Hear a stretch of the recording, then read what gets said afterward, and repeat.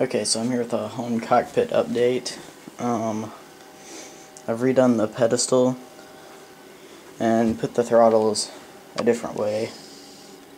They're on this thing right now with the switches. I built this little wooden throttle box to put them on and rebuilt the pedestal. Now I've got if I turn the room lights off, you can see I've got lights up under the pedestal, and then I have lights in the rudder pedals too, so I can toggle those on and off from right here.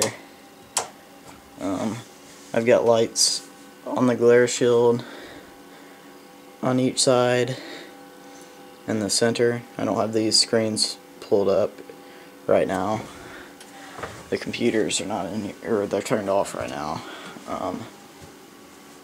If I turn the room lights back on, I need to paint that trim right there and put the centerpiece in. And I was going to put a gear lever in, but I've changed my mind about that, and I'm going to cut a new center panel out without the holes and stuff drilled all around it, and I'm not going to put any switches on this part up here, just right there and right there. And then just the switches I have in right now, and I'm going to leave all the switches off there because I can't really do any wiring because of the monitor behind it, and so that's what I'm going to leave up there. And then this right here, I'm going to get a FMC for it. Right now I'm using a touchscreen on my Kindle. I'm pulling it up through the web browser, but I'm thinking I have a design to build one out of a keyboard and a LCD. So I'm working on that right now. The biggest thing I've done is I've started on the overhead. There's just the light panel and starters wired right now, and some of this electric panel. Well, this electric panel and the starters. And I've got all my cards in, and I'm just going to order the switches. Go ahead and wire the whole thing. And I'm going to put some boards over it. And I've got some metal trim over there that I'm going to put around the edges of it. And after I get it all into one, I'm going to build it where it's one module with a back on it, so nothing can get down in there and mess up the wires. And then it's going to be able to come out as one piece. And then after I get the overhead ready, I'm going to start work on like the roof coming up. And it's probably going to be 2 pieces of wood and 2 triangle wedges that come down. And for the paint on the walls, I think I've changed my mind about that. I think I'm going to get some gray felt or black felt and cover the walls with it, except the back wall. And then I'm going to get metal trim and put it around the windows and paint that the gray color, or darker gray. I'm going to paint all this darker gray when I get around to it, because it's just not dark enough. It's not like I looked at this color and compared it to that, and I want to match them up. And compared to all the other stuff, people's, it's pretty light. As for the outside, it's going to look like a piece of crap for the rest of time. But the inside's going to look like a sim, because I'm not going for the whole outside simulator look. I just want it to look like a sim on the inside. I've got my 3 monitors up here. They're running off a ATI Infinity card that I got this Christmas, and it's in there in the computer, the box. But it can run 3 monitors and span like that as one big widescreen. As for the glare shield, I'm gonna have to redo it when I'm saving up for a MCP. I think I'm going to go with CP Flight if I get the cash. When I do get the cash, I'm either going to, well, first I'm probably going to buy an MCP. I want to get the CP Flight now after I looked at a lot of the features and how it's just plug up and it works with ProSim. It's more expensive than the Open Cockpits one. But I'm probably going to get the CP Flight when I get around to it. For the glare shield, I'm probably going to redo it when I get that, because it's probably not the right measurements. So I'm going to cut this even and just have one piece of wood as the base of the glare shield, and it'll just run up under here with all the lighting or whatever, and then I'm going to build this back on top. So I'll probably use some of these pieces back on top. Like the glare wings are still nice. I'm probably going to make it wider so it actually meets up with the edges of the windows. But I'm just going to leave it like this for now. And then I'm going to cut it real close. And I'm going to move this forward so the monitors can be just right up here next to where the windshield would go. So they're really close to the pilots, and you should get it more like you're into it instead of so farther out. It seems like you're just looking forward and forward. So I'm going to see what it's like having them real close, where it'll be all sealed up in the front. And then like around here I'll probably put in some boards up here, and then all of this will just be sealed up in the front. Then it's going to be the same way with the windows. I was thinking of getting some plexiglass and putting it over these windows, then putting some black colored boards kind of outside of the plexiglass, so it kind of looks like a dark window outside. It'd look cooler than just having a boarded up window.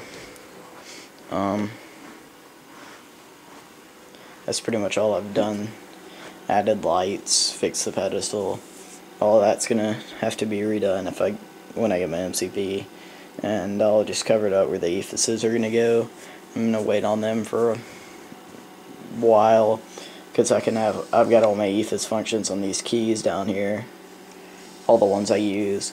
I am having one problem with ProSim, and I can't set the altimeter without bought ephys, like from Open Cockpits or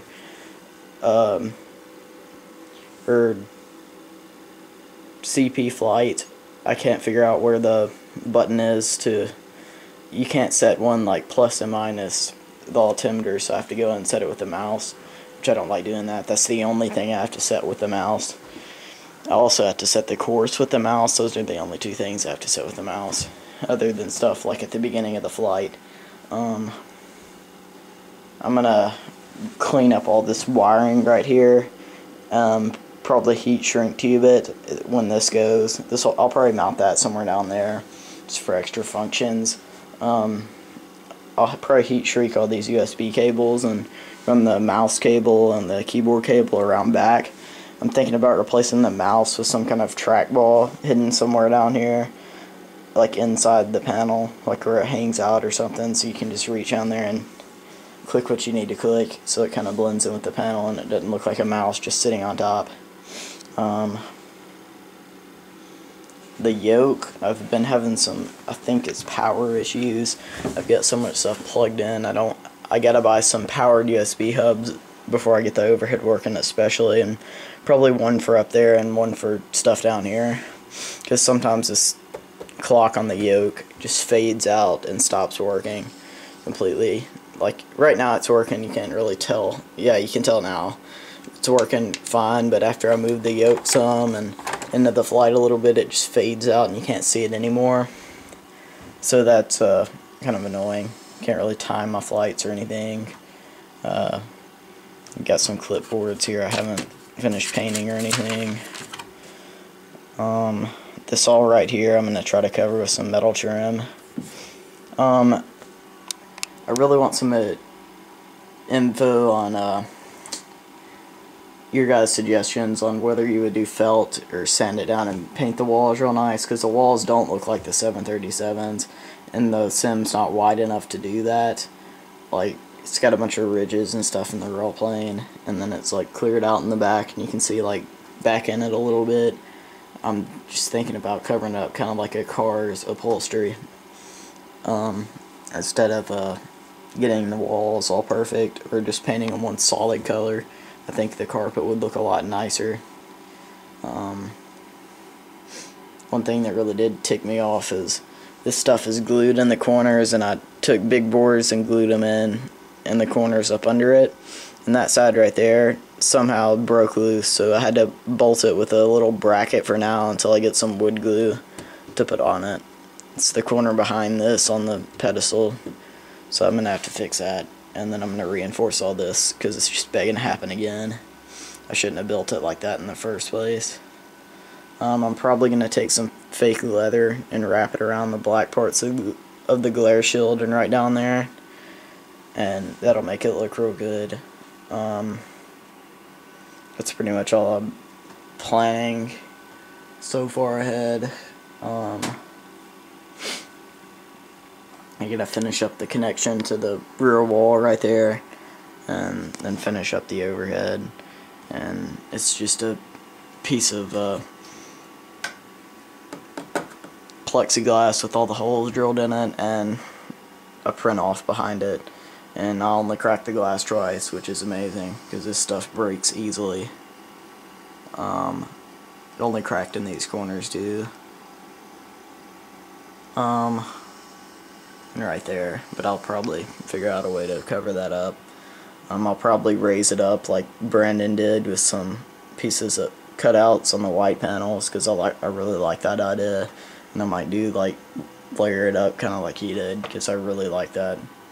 I've got all the holes drilled for the screws. I just gotta put them in, then I gotta buy the switches. I'll take it down, wire it up, make it look nice around the edges, make it into one single component, and then put it back in, and then build a roof around it. So I'll still be able to take it out if I need to do maintenance or anything, and I'll probably add LEDs to it one day, but not when I finish it for the time being. The reason I don't want to add LEDs yet is I just don't have the money, and I probably wouldn't really care for it right now. I'd rather get an MCP first because that's something you actually use all through the flight. And you can still do startups and everything without the LEDs.